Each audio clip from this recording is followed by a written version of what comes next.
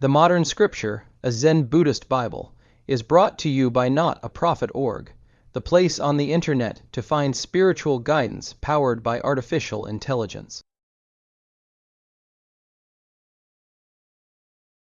Chapter Roman 3, Right Knowledge or Knowledge of Relations. Then Mahamati said, "Pray tell us, Blessed One, about the being and the non-being of all things."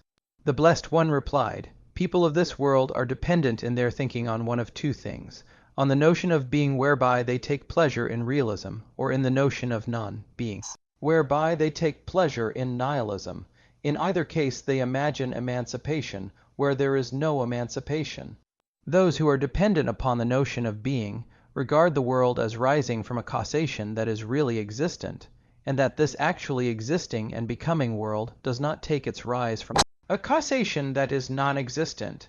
This is the realistic view as held by some people. Then there are other people who are dependent on the notion of the non-being of all things. These people admit the existence of greed, anger, and folly, and at the same time they deny the existence of the things that produce greed, anger, and folly. This is not rational, for greed, anger, and folly are no more to be taken hold of as real than are things. They neither have substance nor individual marks. Where there is a state of bondage, there is binding and means for binding, but where there is emancipation, as in the case of Buddhas, Bodhisattvas, masters, and disciples, who have ceased to believe in both being and non-being, there is neither bondage, binding, nor means for binding. It is better to cherish the notion of an ego, substance, than to entertain the notion of emptiness derived from the view of being and non-being, for those who so believe fail to understand the fundamental fact that the external world is nothing but a manifestation of mind, because they see things as transient, as rising from cause and passing away from cause, now dividing, now combining into the elements which make up the aggregates of personality, and its external world, and now passing away. They are doomed to suffer every moment from the changes that follow one after another, and finally are doomed to ruin. Then Mahamati asked the Blessed One, saying, "Tell us, Blessed One, how all things can be empty, born, and have no self-nature, so that we may be awakened and quickly realize highest enlightenment." The Blessed One replied, "What is emptiness indeed? It is a term whose very self-nature is false imagination, but because of one's attachment to false imagination, we are obliged to talk of emptiness, no birth, and no self-nature. There are 7 kinds of emptiness: emptiness of mutuality, which is non-existence, emptiness of individual marks, emptiness of self-nature, emptiness of no work, emptiness of work, emptiness of all things in the sense that they are unpredictable, and emptiness in its highest sense of ultimate reality. By the emptiness of mutuality, which is non-existence, is meant that when a thing is missing here, one speaks of its being empty here. For instance, in the lecture hall of Emrigarama there are no elephants present, nor bulls, nor sheep, but as to monks there are many present. We can rightly speak of the hall as being empty as far as animals are concerned. It is not asserted that the lecture hall is empty of its own characteristics, or that the monks are empty of that which makes up their monkhood, nor that in some other place there are no elephants, bulls, nor sheep to be found. In this case we are speaking of things in their aspect of individuality and generality, but from the point of view of mutuality, some things do not exist somewhere. This is the lowest form of emptiness, and is to be sedulously put away. By emptiness of individual marks is meant that all things have no distinguishing marks of individuality and generality. Because of mutual relations and interactions, things are superficially discriminated, but when they are further and more carefully investigated and analyzed, they are seen to be non-existent, and nothing as to individuality and generality can be predicated of them. Thus, when individual marks can no longer be seen, ideas of self, otherness, and bothness no longer hold good. So it must be said that all things are empty of self-marks. By emptiness of self-nature is meant that all things in their self-nature are unborn. Therefore is it said that things are empty as to self-nature. By emptiness of no, work is meant that the aggregate of elements that makes up personality and its external world is nirvana itself, and from the beginning there is no activity in them. Therefore, one speaks of the emptiness of no work. By emptiness of work is meant that the aggregates being devoid of an ego and its belongings go on functioning automatically as there is mutual conjunction of causes and conditions. Thus one speaks of the emptiness of work. By emptiness of all things in the sense that they are unpredictable is meant that as the very nature of false imagination is inexpressible, so all things are unpredictable and therefore are empty in that sense. By emptiness in its highest sense of the emptiness of ultimate reality is meant that in the attainment of inner self-realization of noble wisdom there is no trace of habit, energy generated by erroneous conceptions. Thus one speaks of the highest emptiness of ultimate reality. When things are examined by right knowledge, there are no signs obtainable which would characterize them with marks of individuality and generality. Therefore, they are said to have no self-nature. Because these signs of individuality and generality are seen both as existing and yet are known to be non-existent, are seen as going out and yet are known not to be going out, they are never annihilated. Why is this true? For this reason, because the individual signs that should make up the self-nature of all things are non-existent. Again, in their self-nature, things are both eternal and non-eternal. Things are not eternal because the marks of individuality appear and disappear. That is, the marks of self-nature are characterized by non-eternality. On the other hand, because things are born and are only made, they are in a deep sense eternal. That is, things are eternal because of their very non-eternality. Further, besides understanding the emptiness of all things both in regard to substance and self-nature, it is necessary for bodhisattvas to clearly understand that all things are born. It is not asserted that things are not born in a superficial sense, but that in a deep sense they are not born of themselves. All that can be said is this, that relatively speaking, there is a constant stream of becoming, a momentary and uninterrupted change from one state of appearance to another.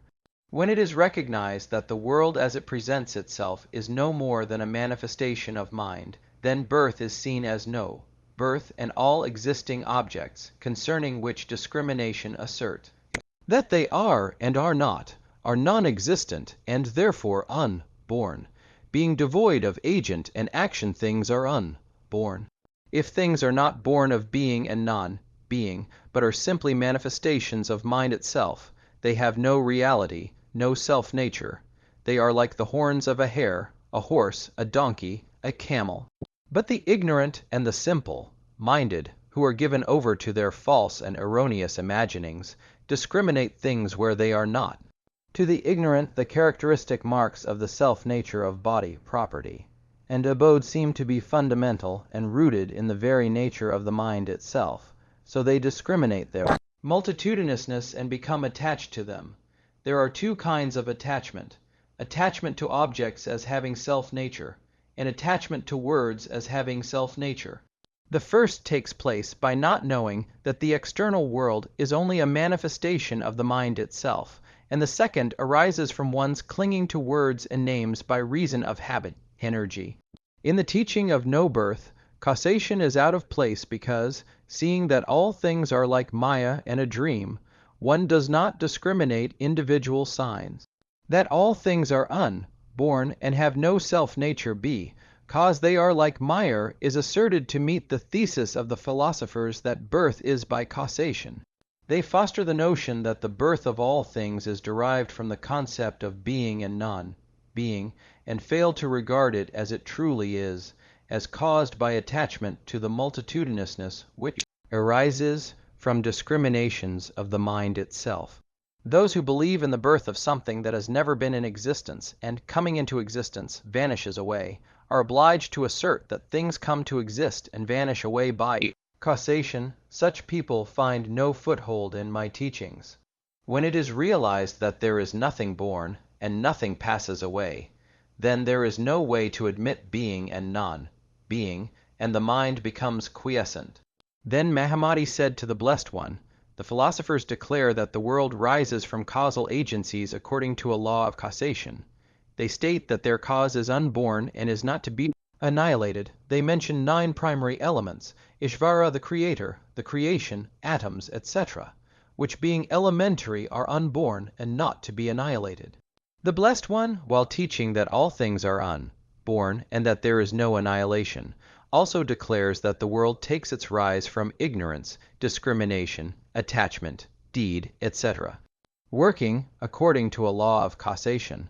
Though the 2 sets of elements may differ in form and name, there does not appear to be any essential difference between the 2 positions. If there is anything that is distinctive and superior in the Blessed One's teaching, pray tell us, Blessed One, what it is. The Blessed One replied, My teaching of no birth and no annihilation is not like that of the philosophers, nor is it like their doctrine of birth and impermanency. That to which the philosophers ascribe the characteristic of no birth and no annihilation is the self-nature of all things, which causes them to fall into the dualism of being and non-being. My teaching transcends the whole conception of being and non-being. It has nothing to do with birth, abiding, and destruction, nor with existence and non-existence. I teach that the multitudinousness of objects have no reality in themselves, but are only seen of the mind, and therefore are of the nature of Maya and a dream. I teach the non-existence of things because they carry no signs of any inherent self-nature. It is true that in one sense they are seen and discriminated by the senses as individualized objects, but in another sense, because of the absence of any characteristic marks of self-nature, they are not seen, but are only imagined. In one sense they are graspable, but in another sense they are not graspable. When it is clearly understood that there is nothing in the world but what is seen of the mind itself, discrimination no more rises, and the wise are established in their true abode, which is the realm of quietude. The ignorant discriminate and work, trying to adjust themselves to external conditions, and are constantly perturbed in mind. Unrealities are imagined and discriminated, while realities are unseen and ignored. It is not so with the wise. To illustrate, what the ignorant see is like the magically created city of the Gandharvas, where children are shown streets and houses, and phantom merchants, and people going in and coming out.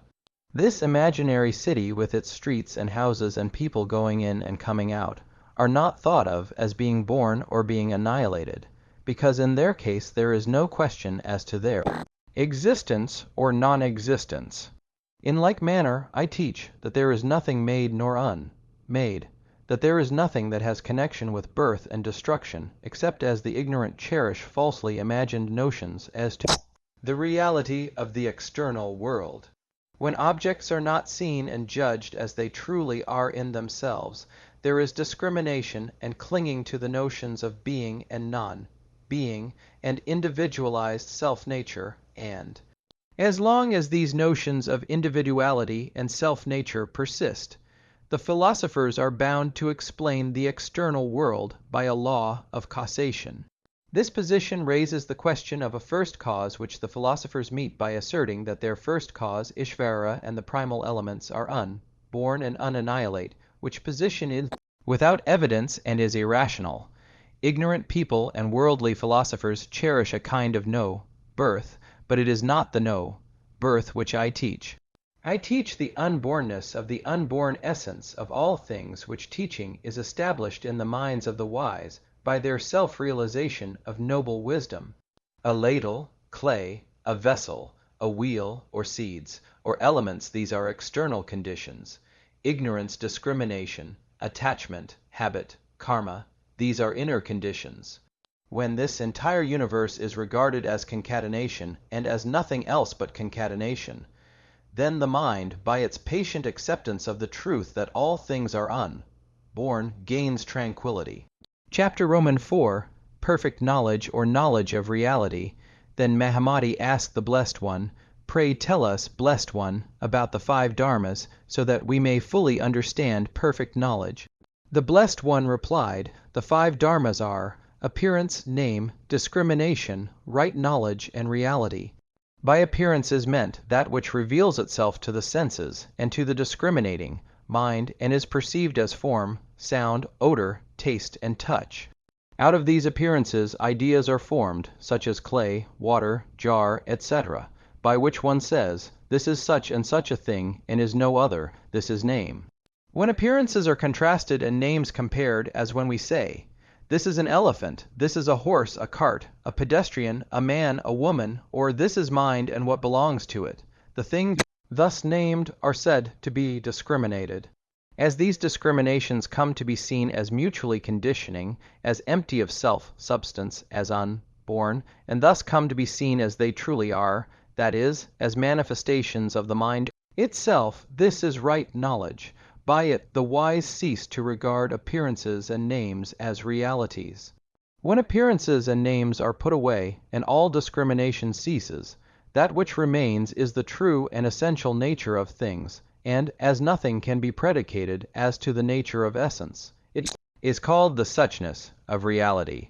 This universal, undifferentiated, inscrutable suchness is the only reality, but it is variously characterized as truth, mind essence, transcendental intelligence, noble wisdom, etc. This dharma of the imagelessness of the essence, nature of ultimate reality, is the dharma which has been proclaimed by all the Buddhas, and when all things are understood in full agreement with it, one is in possession of perfect knowledge, and is on his way to the attainment of the transcendental intelligence of the Tathagatas. Then Mahamati said to the Blessed One, are the three self-natures of things, ideas, and reality to be considered as included in the five dharmas, or as having their own characteristics complete in themselves? The Blessed One replied, the three self-natures, the eightfold mind, system, and the twofold egolessness are all included in the five dharmas. The self-natures of things, of ideas, and of the sixfold mind, system, correspond with the dharmas of appearance, name, and discrimination. The self-nature of universal mind and reality corresponds to the dharmas of right knowledge and suchness. By becoming attached to what is seen of the mind itself, there is an activity awakened which is perpetuated by habit, energy that becomes manifest in the mind, system. From the activities of the mind, system, there arises the notion of an ego, soul, and its belongings, the discriminations, attachments, and notion of an ego soul, rising simultaneously like the sun, and its rays of light. By the egolessness of things is meant that the elements that make up the aggregates of personality and its objective world being characterized by the nature of Maya, and destitute of anything that can be called ego substance, are therefore unborn and have no self-nature. How can things be said to have an ego soul? By the egolessness of persons is meant that in the aggregates that make up personality there is no ego substance, nor anything that is like ego substance, nor that belongs to it. The mind, system, which is the most characteristic mark of personality, originated in ignorance, discrimination, desire, and deed, and its activities are perpetuated by perceiving, grasping, and becoming attached to objects as if they were real. The memory of these discriminations, desires, attachments, and deeds is stored in universal mind since beginningless time, and is still being accumulated, where it conditions the appearance of personality and its environment, and brings about constant change and destruction from moment to moment. The manifestations are like a river, a seed, a lamp, a cloud, the wind.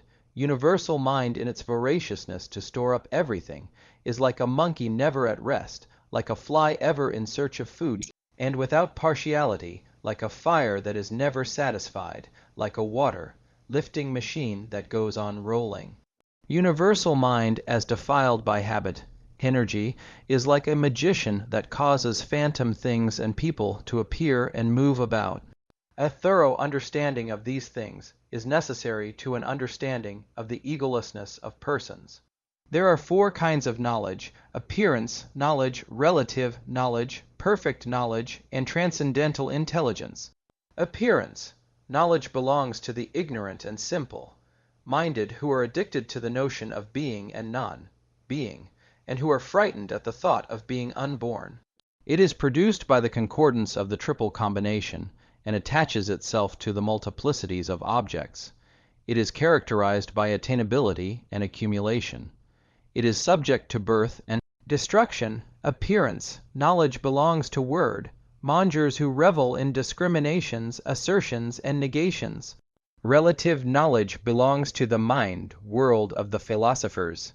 It rises from the mind's ability to consider the relations which appearances bear to each other, and to the mind considering them. It rises from the mind's ability to arrange, combine, and analyze these relations by its powers of discursive logic and imagination, by reason of which it is able to peer into the meaning and significance of things.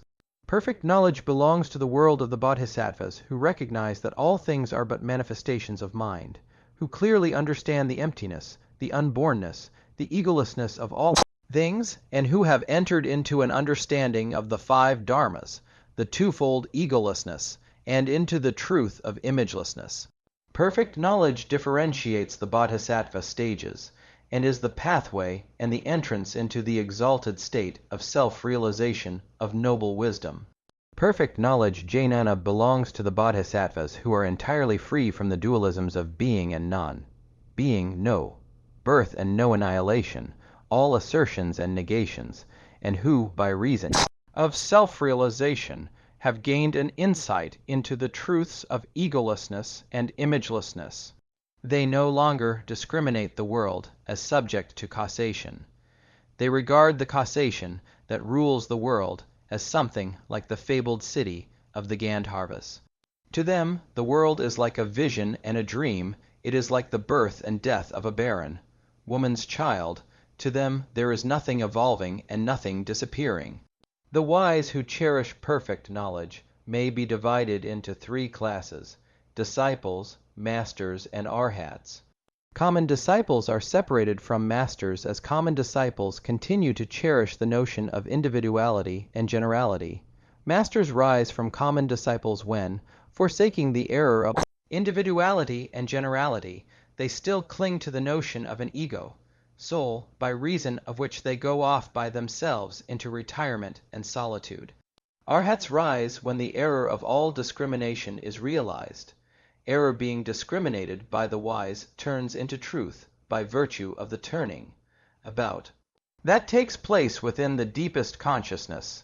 Mind, thus emancipated, enters into perfect self-realization of noble wisdom.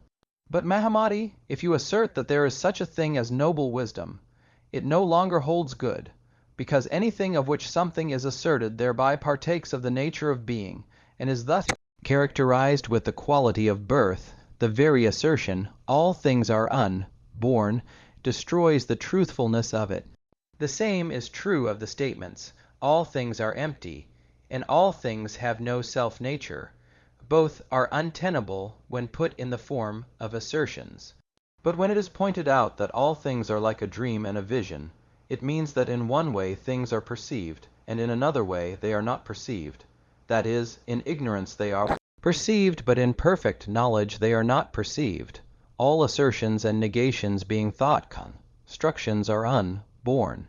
Even the assertion that universal mind and noble wisdom are ultimate reality is thought construction, and therefore is unborn. As things, there is no universal mind, there is no noble wisdom, there is no ultimate reality. The insight of the wise who move about in the realm of imagelessness and its solitude is pure.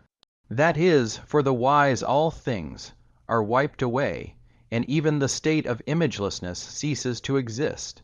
Chapter V, the Mind System. Then Mahamati said to the Blessed One, "Pray tell us, Blessed One, what is meant by the Mind Siddha?" The Blessed One replied, "All things of this world, be they seemingly good or bad, faulty or faultless, effect, producing or not effect, producing, receptive or non-receptive, may be divided into two classes: evil outflowings and the non-outflowing good. The five grasping elements that make up the aggregates of personality, namely form, sensation, perception, discrimination, and consciousness, and that are imagined to be good and bad, have their rise in the habit, energy of the mind system. They are the evil outflowings of life, the spiritual attainments and the joys of the samadhis, and the fruitage of the samapatis that come to the wise through their self-realization of noble wisdom, and that culminate in their return and participation in the relations of the triple world are called the non-out, flowing good. The mind, system which is the source of the evil out, flowings consists of the five sen, sorgans and their accompanying sense, minds vejnanas, all of which are unified in the discriminating mind. Mana vejnana. There is an unending succession of sense concepts flowing into this discriminating or thinking mind, which combines them and discriminates them, and passes judgment upon them as to their goodness or badness. Then follows aversion to, or desire for them, and attachment indeed. Thus the entire system moves on continuously and closely bound together. But it fails to see and understand that what it sees and discriminates and grasps is only a manifestation of its own activity and has no other basis, and so the mind goes on erroneously perceiving and discriminating differences of forms and qualities, not remaining still even for a minute. In the mind system there are three modes of activity distinguishable: the sense, minds functioning while remaining in their original nature; the sense, minds as producing effects; and the sense, mind as evolving. By normal functioning, the sense, minds grasp appropriate elements of their external world, by which sensation and perception arise at once and by degrees in every sen, sorgan, and every sense, mind, in the pores of the skin, and even in the atoms that make up the body, by which the whole field is apprehended like a mirror reflecting objects, and not realizing that the external world itself is only a manifestation of mind. The second mode of activity produces effects by which these sensations react on the discriminating mind to produce perceptions, attractions, aversions, grasping, deed, and habit. The third mode of activity has to do with the growth, development, and passing of the mind. System, that is, the mind, system is in subjection to its own habit. Energy accumulated from beginningless time, as for instance, the I-ness in the I that predisposes it to grasp and become attached to multiple forms and appearances. In this way, the activities of the evolving mind, system by reason of its habit, energy stirs up waves of objectivity on the face of universal mind, which in turn conditions the activities and evolvement of the mind, system. Appearances, perception, attraction, grasping, deed, habit, reaction, condition one another incessantly, and the functioning sense minds, the discriminating mind and universal mind, are thus bound up together. Thus, by reason of discrimination of that which by nature is maya, like an unreal false imagination, and erroneous reasoning takes place, action follows and its habit. Energy accumulates thereby, defiling the pure face of universal mind, and as a result the mind, system comes into functioning, and the physical body has its genesis. But the discriminating mind has no thought that by its discriminations and attachments it is conditioning the whole body, and so the sense, minds and the discriminating mind go on mutually related and mutually conditioned in a most intimate manner, and building up a world of representations out of the activities of its own imagination. As a mirror reflects forms, the perceiving senses perceive appearances which the discriminating mind gathers together and proceeds to discriminate, to name and become attached to. Between these two functions there is no gap, nevertheless, they are mutually conditioning. The perceiving senses grasp that for which they have an affinity, and there is a transformation takes place in their structure, by reason of which the mind proceeds to combine, discriminate, apprise, and act. Then follows habit, energy, and the establishing of the mind, and its continuance. The discriminating mind, because of its capacity to discriminate, judge, select, and reason about, is also called the thinking, or intellectual, mind. There are three divisions of its mental activity: mentation, which functions in connection with attachment to objects and ideas; mentation that functions in connection with general ideas; and mentation that examines into the validity of these general ideas. The mentation which functions in connection with attachment to objects and ideas derived from discrimination, discriminates the mind from its mental processes, and accepts the ideas from it as being real and becomes attached to them. A variety of false judgments are thus arrived at as to being, multiplicity, individuality, value, etc. A strong grasping takes place which is perpetuated by habit, energy, and thus discrimination, goes on asserting itself. These mental processes give rise to general conceptions of warmth, fluidity, motility, and solidity, as characterizing the objects of discrimination, while the tenacious holding to these general ideas gives rise to proposition, reason, definition, and illustration, all of which lead to the assertions of relative knowledge and the establishment of confidence in birth, self-nature, and ego, soul. By mentation as an examining function is meant the intellectual act of examining into these general conclusions as to their validity, significance, and truthfulness. This is the faculty that leads to understanding, right knowledge, and points the way to self-realization. Then Mahamati said to the Blessed One, "Pray tell us, Blessed One, what relation ego, personality, bears to the mind, system." The Blessed One replied, "To explain it, it is first necessary to speak of the self-nature of the 5 grasping aggregates that make up personality, although, as I have already shown, they are empty, unborn, and without self-nature. These 5 grasping aggregates are form, sensation, perception, discrimination, consciousness. Of these, form belongs to what is made of the so-called primary elements, whatever they may be. The 4 remaining aggregates are without form, and ought not to be reckoned as 4, because they merge imperceptibly into one another. They are like space which cannot be numbered. It is only due to imagination that they are discriminated and likened to space. Because things are endowed with appearances of being, characteristic, marks, perceivableness, abode, work, one can say that they are born of effect, producing causes, but this cannot be said of these 4 intangible aggregates, for they are without form and marks.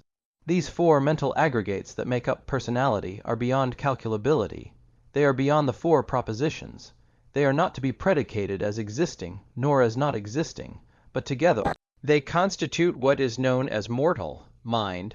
They are even more Maya-like and dream-like than are things, nevertheless, as discriminating mortal. Mind they obstruct the self-realization of noble wisdom. But it is only by the ignorant that they are enumerated and thought of as an ego personality. The wise do not do so. This discrimination of the 5 aggregates that make up personality, and that serve as a basis for an ego, soul and ground for its desires and self-interests, must be given up, and in its place the truth of imagelessness and solitude should be established. Then said Mahamati to the Blessed One, "Pray tell us, Blessed One, about universal mind and its relation to the lower mind, system." The Blessed One replied, "The sense, minds and their centralized discriminating mind are related to the external world, which is a manifestation of itself, and is given over to perceiving, discriminating, and grasping its Maya-like appearances. Universal mind, Alayavanana, transcends all individuation and limits. Universal mind is thoroughly pure in its essential nature, subsisting unchanged and free from faults of impermanence, undisturbed by egoism, unruffled by distinctions, desires, and aversions. Universal mind is like a great ocean, its surface ruffled by waves and surges, but its depths remaining forever unmoved. In itself it is devoid of personality and all that belongs to it, but by reason of the defilement upon its face it is like an actor, and plays a variety of parts, among which a mutual functioning takes place, and the mind system arises. The principle of intellection becomes divided, and mind, the functions of mind, the evil outflowings of mind, take on individuation. The 7-fold gradation of mind appears, namely, intuitive self-realization, thinking, desiring, discriminating, seeing, hearing, tasting, smelling, touching, and all their interactions and reactions take their rise. The discriminating mind is the cause of the sense minds and is their support, and with them is kept functioning as it describes and becomes attached to a world of objects, and then, by means of it, habit energy, it defiles the face of universal mind. Thus universal mind becomes the storage and clearinghouse of all the accumulated products of mentation and action since beginningless time. Between universal mind and the individual discriminating mind is the intuitive, mind manas, which is dependent upon universal mind for its cause and support, and enters into relations with both. It partakes of the universality of universal mind, shares its purity, and like it, is above form and momentariness. It is through the intuitive mind that the good non-outflowings emerge, are manifested, and are realized. Fortunate it is that intuition is not momentary, for if the enlightenment which comes by intuition were momentary, the wise would lose their wiseness, which they do not. But the intuitive mind enters into relations with the lower mind system, shares its experiences, and reflects upon its activities. Intuitive mind is one with universal mind by reason of its participation in transcendental intelligence, Arya, Jnana, and is one with the mind system by its comprehension of differentiated knowledge. Vijnana, intuitive mind, has no body of its own, nor any marks by which it can be differentiated. Universal mind is its cause and support, but it is evolved along with the notion of an ego and what belongs to it, to which it clings and upon which it reflects.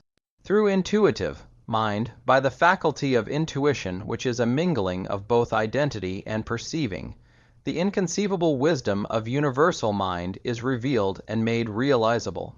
Like universal mind, it cannot be the source of error. The discriminating mind is a dancer and a magician with the objective world as his stage. Intuitive mind is the wise jester who travels with the magician and reflects upon his emptiness and transiency. Universal mind keeps the record and knows what must be and what may be. It is because of the activities of the discriminating mind that error rises and an objective world evolves, and the notion of an ego, soul, becomes established. If and when the discriminating mind can be gotten rid of, the whole mind system will cease to function and universal mind will alone remain. Getting rid of the discriminating mind removes the cause of all error. Then said Mahamati to the Blessed One, "Pray tell us, Blessed One, what is meant by the cessation of the mind system?" The Blessed One replied, "The 5 sense functions and their discriminating and thinking function have their risings and complete endings from moment to moment. They are born with discrimination as cause, with form and appearance and objectivity closely linked together as condition. The will to live is the mother, ignorance is the father. By setting up names and forms, greed is multiplied, and thus the mind goes mutually conditioning and being conditioned. By becoming attached to names and forms, not realizing that they have no more basis than the activities of the mind itself, error rises, false imagination as to pleasure and pain rises, and the way to emancipation is blocked. The lower system of sense minds and the discriminating mind do not really suffer pleasure and pain. They only imagine they do. Pleasure and pain are the deceptive reactions of mortal mind as it grasps an imaginary objective world. There are 2 ways in which the ceasing of the mind system may take place, as regards form and as regards continuation. The organs function as regards form by the interaction of form, contact, and grasping, and they cease to function when this contact is broken. As regards continuation, when these interactions of form, contact, and grasping cease, there is no more continuation of the seeing, hearing, and other sense functions. With the ceasing of these sense functions, the discriminations, graspings, and attachments of the discriminating mind cease, and with their ceasing act and deed and their habit, energy cease, and there is no more accumulation of karma, defilement on the face of universal mind. If the evolving mortal mind were of the same nature as universal mind, the cessation of the lower mind system would mean the cessation of universal mind, but they are different, for universal mind is not the cause of mortal mind. There is no cessation of universal mind in its pure and essence nature. What ceases to function is not universal mind in its essence nature, but is the cessation of the effect, producing defilement upon its face that have been caused by the accumulation of habit energy of the activities of the discriminating and thinking mortal mind. There is no cessation of divine mind, which in itself is the abode of reality and the womb of truth. By the cessation of the sense, minds is meant, not the cessation of their perceiving functions, but the cessation of their discriminating and naming activities which are centralized in discriminating mortal mind. By the cessation of the mind, system as a whole is meant, the cessation of discrimination, the clearing away of the various attachments, and therefore the clearing away of the defilements of habit, energy, on the face of universal mind, which have been accumulating since beginningless time by reason of these discriminations, attachments, erroneous reasonings, and following acts. The cessation of the continuation aspect of the mind, system as a whole, takes place when there is the cessation of that which supports the mind, system, namely, the discriminating mortal mind. With the cessation of mortal mind, the entire world of Maya and desire disappears. Getting rid of the discriminating mortal mind is nirvana. But the cessation of the discriminating mind cannot take place until there has been a turning about in the deepest seat of consciousness. The mental habit of looking outward by the discriminating mind upon an external objective world must be given up, and a new habit if realizing truth within the intuitive mind by becoming one with truth itself must be established. Until this intuitive self-realization of noble wisdom is attained, the evolving mind system will go on. But when an insight into the five dharmas, the three self-natures, and the twofold egolessness is attained, then the way will be opened for this turning about to take place, with the ending of pleasure and pain, of conflicting ideas, of the disturbing interests of egoism. A state of tranquilization will be attained in which the truths of emancipation will be fully understood, and there will be no further evil outflowings of the mind system to interfere with the perfect self-realization of noble wisdom.